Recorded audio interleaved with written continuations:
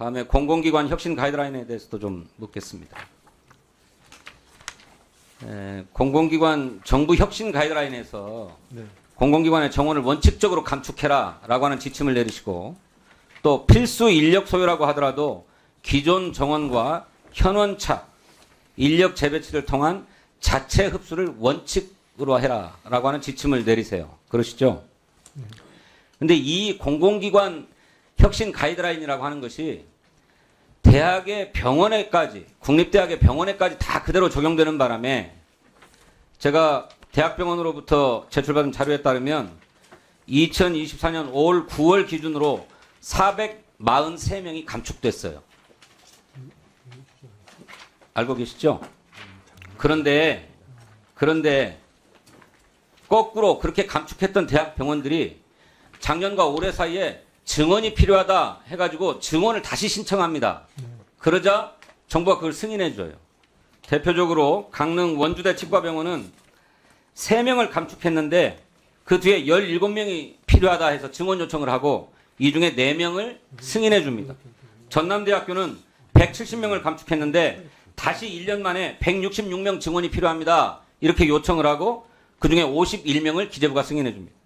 제주대학교 20명 감축했는데 136명 증원 요청을 해서 46명을 승인해줍니다.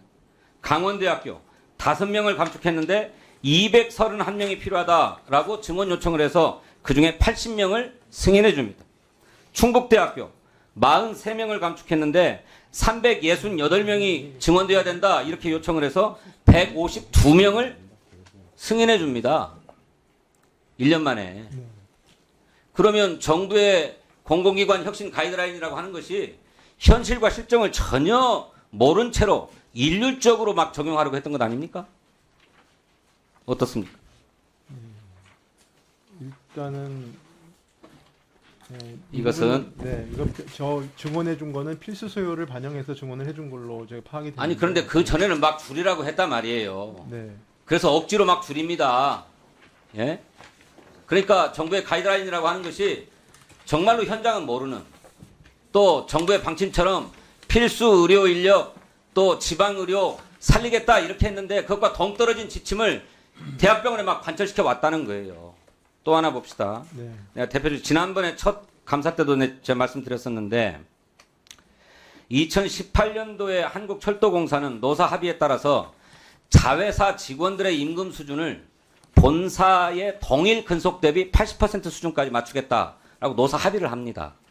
그런데 공사는 기재부의 예산 운용 지침 이상의 인건비 인상률을 반영할 수가 없다라고 해가지고 계속해서 노사 합의를 지키지 못해요.